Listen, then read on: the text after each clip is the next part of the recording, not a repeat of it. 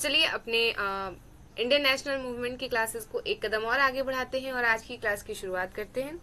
सबसे पहला हमारा क्वेश्चन है कि भारतीय राष्ट्रीय कांग्रेस की स्थापना कब हुई थी। देखिए, आप अगर देखते हो तो इंडियन नेशनल मूवमेंट के इन टॉपिक्स से बहुत ज्यादा क्वेश्चंस पूछे जाते हैं, तो आप अपनी प्रैक्टिस को इस लेवल पर करके ले जाइए ताकि किसी भी तरह से क्वेश्चन पूछा जाए, किसी भी लेवल पर, इजी, मॉडरेट या हाई लेवल पर पूछा जाए, आपको उसका आंसर पता होना चाहिए। क्लियर? सबसे पहले क्वेश्चन हमारा यही है कि भारतीय राष्ट्रीय कांग्रेस की स्थापना कब हुई। अब आपको पता होना चाहिए कि भारतीय राष्ट्रीय कांग्रेस की स्थापना 1885 में हुई। क्लियर? किनके द्वारा होती है? तो A.O. ह्यूम के द्वारा। यहाँ पे कुछ डिटेल देख लेते हैं कि भारतीय राष्ट्रीय कांग्रेस की स्थापना 1885 में होती है। इसका पहला अधिवेशन मुंबई में हुआ और अध्यक्षता कौन कर रहा है? तो यहाँ पे व्योमेश चंद्र बनर्जी जी इसकी अध्यक्षता करते हैं। तो आपके एक क्वेश्चन से 3 से 4 क्वेश्चंस बन जाएं या फिर उसके डिफिनेशन से, उसकी व्याख्या से आपके और भी क्वेश्चन सॉल्व हो। प्लीज इस तरह से प्रैक्टिस करिए ताकि आप इस बार अपने एग्जाम में अपनी एक सीट जरूर इंश्योर कर लीजिए।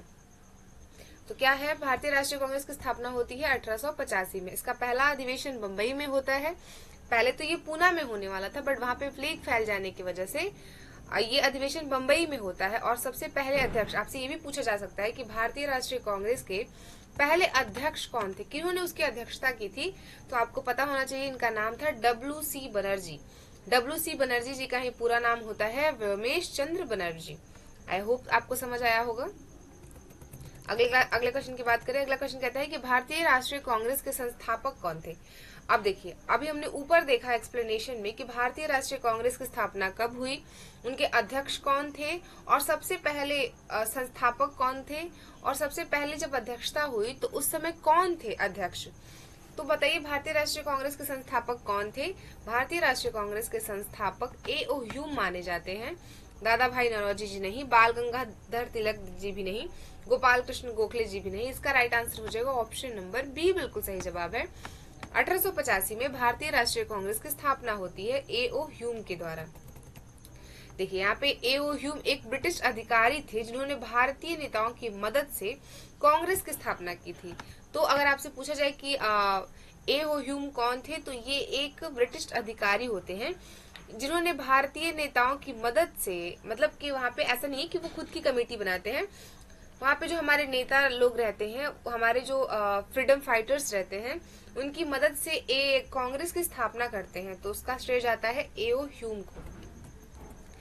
कांग्रेस का पहला अधिवेशन कब हुआ था? अब बताइए कि आप अगर पहले क्वेश्चंस के एक्सप्लेनेशंस को अच्छे से देखते हो तो आपके 3 से 4 क्वेश्चंस डीपली अगर आप देखते हो सेशंस को, तो आपके कितने अच्छे से क्वेश्चन सॉल्व होंगे आप देख लीजिए खुद से। भारत का पहला अधिवेशन कहाँ हुआ था? क्या कलकत्ता में हुआ था, बंबई में, मद्रास में या फिर दिल्ली में? नहीं, सबसे पहला अधिवेशन होता है बंबई में, यानी कि मुंबई में होगा। तो इसका राइट आंसर बी बिल्कुल सही जवाब है। 1885 में आज की जो मुंबई है वहां पे सबसे पहले इसको बंबई कहा करते थे। ये अधिवेशन होना था पुणे में, पर पुणे में एक बीमारी होती है, प्लेग फैल गया, जिस कारण से ये वहां पे ना होकर के 1885 का जो अधिवेशन था, पहला अधिवेशन, जो W.C. बनर्जी जिस समय अध्यक्ष थे, वो आज के मुंबई में हुआ था। ये इतना आपको याद रखना है। बंगाल विभाजन कब हुआ था? बंगाल का विभाजन कब होता है? तो क्या 1903 में, 1905 में, 1907 में या 1911 में? हमें पता होना चाहिए कि बंगाल का जो विभाजन है वो 1905 में होता है। बंगाल का विभाजन 1905 में होगा। और उसके बाद यहाँ पे कहते हैं ना कि वस्त्रों की होली जलाई जाएगी, फिर हम विरोध करेंगे, क्योंकि बंगाल हमारा प्रांत था। बंगाल का विभाजन ब्रिटिशर्स का कहना था कि हम वहां पे प्रशासनिक सेवाओं को सुचारू रूप से नहीं चला पा रहे हैं, इसलिए हम उसका डिवाइड कर रहे हैं। पर हमें पता था कि कहीं ना कहीं वो हमारे शक्तियों को कम करने के लिए बंगाल का विभाजन कर देते हैं। क्लियर? देखिए, यहाँ पे कर्जन जो था, लॉर्ड कर्जन ने बंगाल का विभाजन किया, जिससे स्वदेशी आंदोलन की शुरुआत होती है। स्वदेशी मतलब अपने देश। यहाँ पे वस्त्रों की होली जलाई जाएगी, खादी का प्रचार किया जाएगा। तो 1905 में अगर आपसे ये भी पूछता है कि बंगाल विभाजन का प्रस्ताव किसने पारित किया था, किसने किया था बंगाल का विभाजन, तो ये भी बहुत जरूरी है, आपको याद रखना है। लॉर्ड कर्जन जो था जिसने बंगाल का विभाजन किया था। और उसके बाद जब दिल्ली दरबार लगता है 1911 में, उस समय बंगाल का विभाजन जो था उसे कैंसिल किया जाता है। क्लियर है? चलिए अगला क्वेश्चन देखिए कि स्वदेशी आंदोलन किस घटना के विरोध में हुआ था? स्वदेशी आंदोलन किस घटना के विरोध में हुआ था? तो स्वदेशी आंदोलन किस घटना के विरोध में हुआ था अभी हमने देखा यहाँ पे।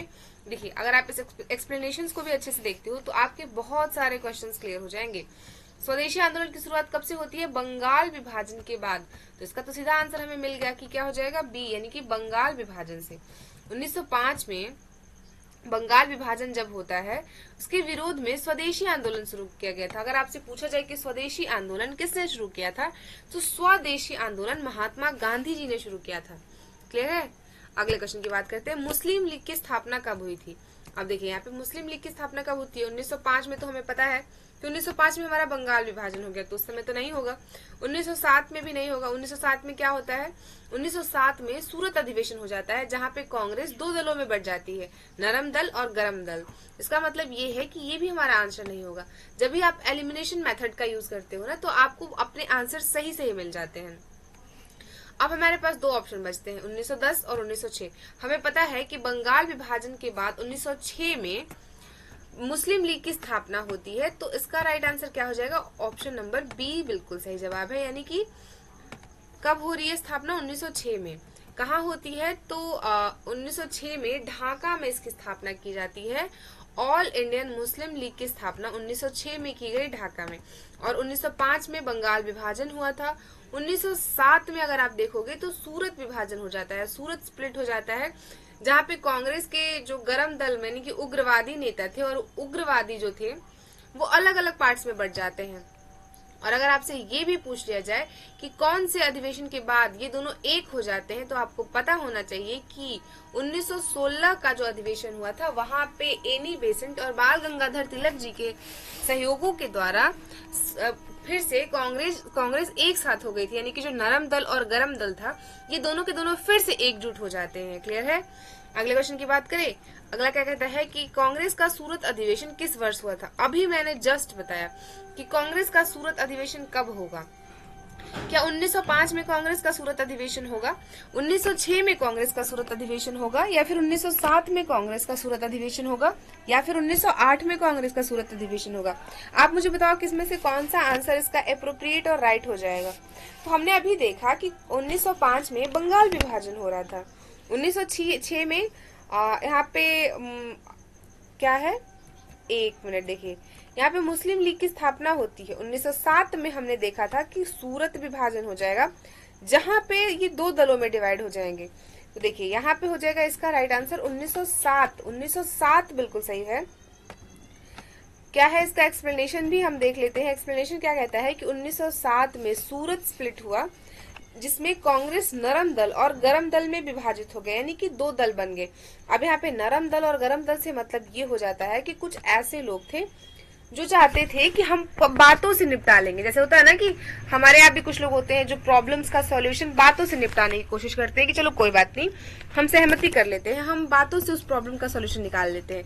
पर कुछ लोग होते हैं ऐसा कि वो कहते हैं कि नहीं नहीं, बिना लड़ाई झगड़े के तो बात बनेगी नहीं, ये लातों के भूत है, ये बातों से तो मानने वाले नहीं है। तो बस कुछ इस विचारधारा के लोग थे, उनको लगता था कि भैंस के आगे बीन बजाने से कोई फायदा नहीं है। मतलब कि ये जो अंग्रेज हैं, ये जो ब्रिटिशर्स हैं, ये हमारे ऊपर इतने सालों से हमारे ऊपर जुल्म करते आए हैं, अपनी पॉलिसीज मनवाते आए हैं, हमारे रिसोर्सेज को कंट्रोल करते आए हैं, हमें अपना गुलाम बनाते आए हैं। तो अगर हम इनसे प्यार से पेश आएंगे तो ये हमारी बात ही नहीं समझेंगे। तो इसके लिए हमें आंदोलन करना, विद्रोह करना ये जरूरी है। हम उनसे नरम तरीके से बात करेंगे, हाथ जोड़ी कि नहीं नहीं प्लीज, आप प्लीज हमारे देश से चले जाइए, तो वो नहीं जाएंगे।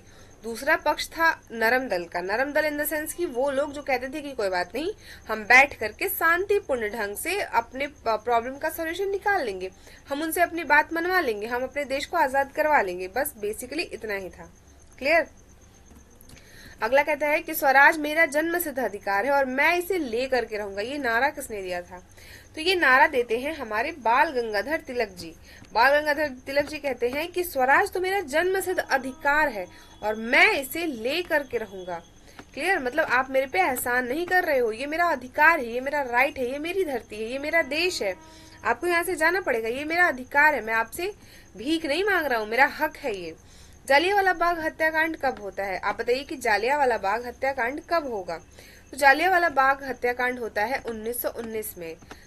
अमृतसर में जालियांवाला बाग हत्याकांड होगा। इसका एक सेकंड, इसका राइट आंसर हो जाएगा ऑप्शन नंबर सी। 13 अप्रैल 1919 को अमृतसर में जालियांवाला बाग हत्याकांड होता है, जिसमें जनरल डायर, एक आप कह लीजिए कि बाग है, एक बगीचा रहता है, एक जहाँ पे सब लोग बैठ करके अब ये जो रॉलेट एक्ट आया रहता है उसके विरोध की बात करते हैं, चीजों को डिस्कस करते रहते हैं। ब्रिटिशर्स को पता चल जाता है और वो अंधाधुंध गोलियां चलाते हैं, जिसके बाद कितने ही लोग मारे जाते हैं, कितने लोग लापता हो जाते हैं। और उसके बाद ही साइमन कमीशन आती है, यहाँ पे एक कमेटी बनती है जो इस रिपोर्ट को बताती है कि वहाँ पे कितने लोग मरे हैं, जिसका विरोध किया जाता है। साइमन गो बैक के नारे लगते हैं, जिसमें लाला लाजपत राय जी को लाठियां लग जाती है।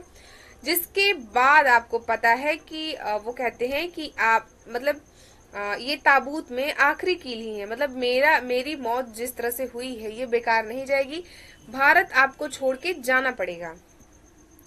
जालियांवाला बाग हत्याकांड का आदेश किसने दिया था? अभी मैंने बताया कि कौन है जो गोलियां चलाने का ऑर्डर देता है, तो लॉर्ड कर्जन नहीं, कर्जन ने बंगाल विभाजन कराया था। जनरल डायर है, इरविन भी नहीं। माउंटबेटन योजना तो भारत में आजादी के लिए थी।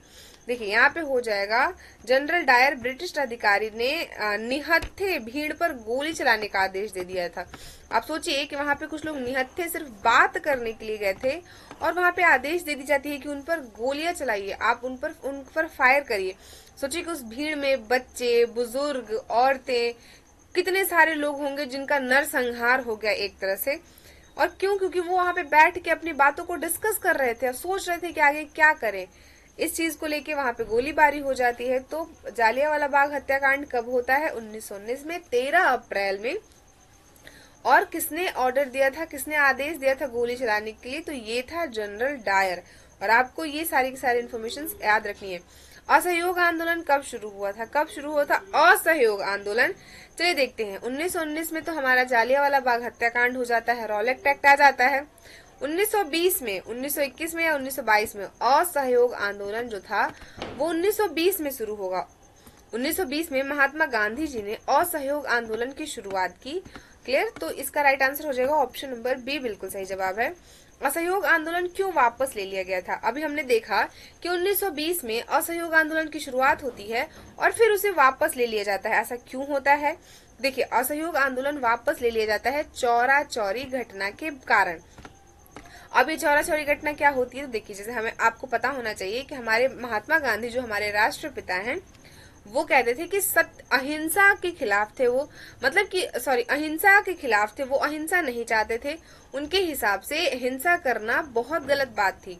तो आपको पता होना चाहिए कि यूपी में गोरखपुर में कुछ लोग होते हैं जो पुलिस स्टेशन को आग लगा देते हैं। 1922 में महात्मा गांधी जी इस घटना से बहुत दुखी थे। उसके बाद उन्होंने अपने असहयोग आंदोलन को वापस ले लिया था। तो इसका राइट आंसर हो जाएगा ऑप्शन बी। आपसे पूछ लिया जाता है कि असहयोग आंदोलन कब शुरू हुआ था, आपको आंसर करना है 1920। आपसे पूछा जाता है कि असहयोग आंदोलन क्यों वापस हो गया था, तो इसके पीछे सबसे बड़ा रीजन था चौरा चौरा घटना। अगर आपसे पूछा जाए कि ये घटना कब हुई थी, तो 1922 में हुई थी। और किसने वापस ले लिया था? महात्मा गांधी जी ने इसे वापस ले लिया था। साइमन कमीशन भारत कब आएगा? अब बताइए इसमें साइमन कमीशन भारत कब आ रहा है? 1925, 1927, 1928 या 1930? साइमन कमीशन 1927 में आएगा, जबकि साइमन गो बैक के नारे भी लगेंगे। 1927 में ब्रिटिश सरकार ने साइमन कमीशन को भेजा, जिसमें कोई भारतीय सदस्य नहीं थे। इसीलिए तो इस साइमन कमीशन गो बैक के नारे लग रहे थे। क्योंकि आप सोचो कि आप एक कमेटी हमारे पास भेज रहे हो और उसमें भारतीय नहीं है, मतलब भारतीयों के प्रॉब्लम के सोल्यूशन के लिए आप ब्रिटिशर्स को भेज रहे हो। उनको क्या पता वो कैसे एक ऑथेंटिक और एक सही डिसीजन ले पाएंगे। इस चीज से इसको लेकर के साइमन गो बैक के नारे भी लगते हैं। तो राइट आंसर हो जाएगा 1927। साइमन कमीशन भेजा गया था ब्रिटिश सरकार के द्वारा।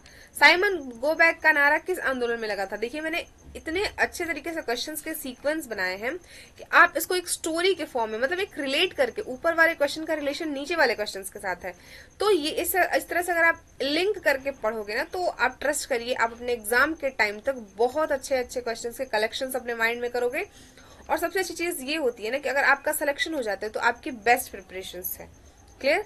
साइमन गोबैक का नारा किस आंदोलन में लगा था? तो अभी हमने देखा साइमन गोबैक का नारा किस आंदोलन में लग रहा है? असहयोग आंदोलन। साइमन विरोध में, स्वदेशी आंदोलन में नहीं। साइमन कमीशन का विरोध करते समय लग रहा था ना साइमन गोबैक के नारे, तो इसका राइट आंसर क्या हो जाएगा? सी। भारत में साइमन कमीशन के विरोध में यह नारा लगाया गया था, यानी कि इसका राइट आंसर हो जाएगा ऑप्शन नंबर सी। और आप मुझे ये बताइए कि साइमन कमीशन भारत कब आया था? तो 1927 में साइमन कमीशन भारत आती है। अब बात करते हैं अपने दांडी मार्च की। तो दांडी मार्च कब शुरू हुआ था? 1928 में, 1930 में, 1932 में या 1935 में? 1930 में दांडी मार्च शुरू हुआ था, दांडी यात्रा शुरू हुई थी। इसे हम सॉल्ट मार्च भी कहते हैं, जहाँ पे महात्मा गांधी जी ने समुद्र के खारे पानी से नमक बना करके, जो ब्रिटिशर्स के रूल थे, नमक पर कानून बना दिया था इन्होंने कि आप नमक नहीं बना सकते हो। सोचो कि क्या कंडीशंस होंगे उस समय, सोचिए क्या कंडीशंस होंगे उस समय की कि हमारी धरती, हमारा रिसोर्सेज, हमारा एनवायरमेंट, हमारी मिट्टी, और रूल आप करो हम पे, मतलब हद ही थी उस समय। तो चलिए अगले क्वेश्चन की बात करते हैं। दांडी मार्च किसके नेतृत्व में हुआ था? अब बताइए दांडी मार्च किसके नेतृत्व में हुआ था? ये सारा का सारा चीजें तो अभी महात्मा गांधी जी के ही अंडर में चल रही है, तो दांडी मार्च किसके नेतृत्व में होगा? महात्मा गांधी जी के महात्मा गांधी जी के नेतृत्व में। तो इसका राइट आंसर हो जाएगा ऑप्शन नंबर सी। भारत छोड़ो आंदोलन कब शुरू हुआ था? अब देखो बहुत हो गया तमाशा, अब आपको भारत छोड़ना ही पड़ेगा। तो भारत छोड़ो आंदोलन कब शुरू हुआ? तो ये होता है 1940 में, 1942 में, 1944 में या फिर 1945 में। सबसे पहली बात यह है कि भारत छोड़ो जो आंदोलन है वो 1942 में शुरू हुआ, और भारत छोड़ो आंदोलन 8 अगस्त 1942 को क्विट इंडिया मूवमेंट शुरू किया गया था, जिसे आप भारत छोड़ो आंदोलन भी कहते हो। इसके बाद हमारे देश को आजादी मिलती है, हमारा कॉन्स्टिट्यूशन बनता है। तो ये सारी की सारी चीजें हैं। तो अगर आपसे पूछ लिया जाता है कि 1942 में कौन सा आंदोलन हुआ था, तो आपको टिक करना है भारत छोड़ो आंदोलन। करो या मरो का नारा किसने दिया था? करो या मरो। अब जो लास्ट स्टेज में हम आ गए हैं, तो आप सोचो कि ये नारा कौन दे रहा है कि या तो अभी करना है, करना इन द सेंस कि हमें आजादी चाहिए, या फिर मरो, हमें बाइकुक या बाइहुक कैसे भी अपने देश को आजाद करना ही है, क्योंकि हमने बहुत सारी चीजें झेली है। तो ये था नारा महात्मा गांधी जी का, हमारे राष्ट्रपिता महात्मा गांधी जी का। आजाद हिंद फौज किसने बनाई थी? आजाद हिंद फौज का गठन भगत सिंह ने किया था, या सुभाष चंद्र बोस जी ने किया था, या चंद्रशेखर आजाद, या फिर नेहरू जी ने? तो सुभाष चंद्र बोस जी ने आजाद हिंद फौज का गठन किया था। अगले क्वेश्चन की बात करते हैं। आजाद हिंद फौज का नारा किसने दिया था? यहाँ पे देखिए, अगर आपसे कहता है कि आजाद हिंद फौज किसने बनाई थी? भगत सिंह। आजाद हिंद फौज का नारा किसने दिया था? नारा क्या था? आजाद हिंद फौज जब बना था, ठीक है, ये एक कमेटी बन गई हमारे फ्रीडम फाइटर्स की। इसका नारा क्या था? क्या कहते थे ये लोग? करो या मरो? नहीं, महात्मा गांधी कहते थे ये तो। दिल्ली चलो का नारा आजाद हिंद फौज ने दिया, जिसका गठन सुभाष चंद्र बोस जी करते हैं। क्लियर? नेताजी सुभाष चंद्र बोस जी करते हैं। तो दिल्ली चलो का नारा जो है वो कब दिया गया है? आजाद हिंद फौज के द्वारा, आजाद हिंद फौज के द्वारा, आजाद हिंद फौज के गठन में, और ये करते हैं सुभाष चंद्र जी बोस। क्लियर? भारत का पहला गवर्नर जनरल कौन था? भारत का सबसे पहले पूछ रहे हैं। यहाँ पे देखिए, हमेशा क्वेश्चंस को पढ़िए तभी आपके आंसर सही होंगे। आजाद क्या पूछ रहे हैं? भारत का पहला गवर्नर जनरल कौन था? तो यहाँ पे है वारेन हेस्टिंग, यहाँ पे हो जाएंगे। और अगर आपसे पूछता है कि आजाद भारत के सबसे पहले गवर्नर जनरल कौन थे? तो वो थे राजगोपालाचारी जी। क्लियर? भारतीय स्वतंत्रता अधिनियम कब पारित हुआ था? भारतीय स्वतंत्रता अधिनियम कब पारित होगा? ये तो हमें पता है कि 1947 में भारतीय स्वतंत्रता अधिनियम पारित होता है। ब्रिटिश संसद ने इंडियन इंडिपेंडेंट एक्ट 1947 पारित किया था, और उसके बाद हमारे देश को आजादी मिलती है इन ब्रिटिशर्स से। ठीक है? भारत कब स्वतंत्र हुआ था? भारत कब स्वतंत्र होगा? अब ये तो बहुत इजी क्वेश्चन है।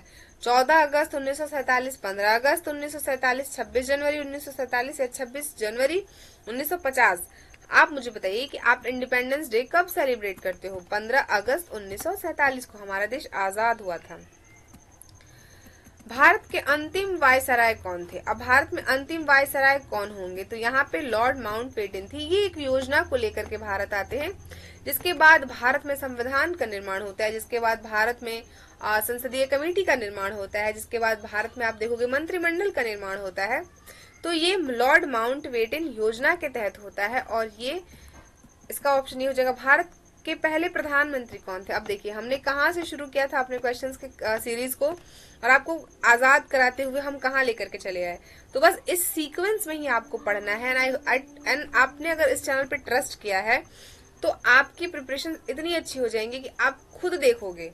भारत के सबसे पहले प्रधानमंत्री कौन थे? अब हमें यहाँ पे गांधी जी को लगा दें, या पटेल जी को लगा दें, या नेहरू जी को लगा दें, या राजेंद्र प्रसाद जी को लगा दें। सबसे पहली बात यह है कि भारत के पहले प्रधानमंत्री पंडित जवाहरलाल नेहरू जी थे। भारत के पहले राष्ट्रपति डॉक्टर राजेंद्र प्रसाद जी थे। क्लियर? और आपको जान के हैरानी होगी कि महात्मा गांधी जी ने किसी भी मंत्रालय को एक्सेप्ट नहीं किया था। पूर्ण स्वराज का प्रस्ताव कब पारित हुआ था? चलिए अब ये मुझे बताइए कि पूर्ण स्वराज का प्रस्ताव कब पारित हुआ था? तो ये पूर्ण स्वराज का प्रस्ताव जो है वो लाहौर अधिवेशन में पंडित जवाहरलाल नेहरू जी ने इसे प्रस्तुत किया था, और ये पारित हुआ था। तो बी आंसर इसका सही हो जाएगा। लाला लाजपत राय की मृत्यु किस घटना से हुई थी? अभी मैंने बताया कि किस घटना में लाला लाजपत राय को लाठी लगती है, जिसके बाद उनकी मृत्यु हो जाती है। तो ये साइमन कमीशन के विरोध में, साइमन गो बैक के जब नारे लगा रहे थे उस समय लाठी चार्ज होता है। देखिए 1928 में साइमन कमीशन के विरोध के दौरान पुलिस लाठी चार्ज कर देती है, जिसमें लाला लाजपत राय पूरी तरह से घायल हो जाते हैं, जिसके बाद उनकी मृत्यु हो जाती है। एक सेकंड, जिसके बाद उनकी मृत्यु हो जाती है। तो राइट आंसर क्या हो जाएगा? राइट आंसर हो जाएगा साइमन कमीशन का विरोध करते समय भगत सिंह ने किसकी हत्या की थी? तो भगत सिंह किसकी हत्या कर रहे हैं? इन्होंने इन्होंने सैंडर्स की हत्या की थी। 1928 में भगत सिंह और उनके साथियों ने इनकी हत्या कर दी थी। ये जालियांवाला बाग हत्याकांड में शामिल थे। भारतीय संविधान कब लागू हुआ था? 26 जनवरी 1947 को, 1950 को। देखिए हमारा संविधान जो है वो कब लागू हो रहा है, अगर आपसे पूछे तो हमारा संविधान 26 जनवरी 1950 को लागू हो गया था। क्लियर है? एंड इसी के साथ आज की क्लास का लास्ट क्वेश्चन है कि भारत का पहला राष्ट्रपति कौन था? भारत के सबसे पहले राष्ट्रपति हमारे डॉक्टर राजेंद्र प्रसाद जी थे। भारत के सबसे पहले प्रधानमंत्री हमारे पंडित जवाहरलाल नेहरू जी थे। तो इसी के साथ आज की क्लास के क्वेश्चंस हमारे इतने ही थे। मिलेंगे आपसे कल की क्लास में नए क्वेश्चंस के साथ, और ऐसे ही डे टू डे हम अपनी प्रैक्टिस को और स्ट्रॉन्ग करते जाएंगे, ताकि एग्जामिनेशन तक हम अपने आप को इतना स्ट्रॉन्ग कर ले कि चाहे जिस लेवल का क्वेश्चन आए, इस बार हमारा सिलेक्शन पक्का होना चाहिए। तो बस पढ़ते रहिए, स्वस्थ रहिए और मस्त रहिए। और हाँ, अपना एक छोटा सा गोल बनाइए और उसे डेली बेसिस पर फॉलो करिए, उसे पूरा करने की कोशिश करिए, क्योंकि सफलता एक दिन में नहीं मिलती है, पर अगर आप डेली मेहनत करते हो तो एक दिन जरूर मिल जाती है। Thank you so much. जय हिंद।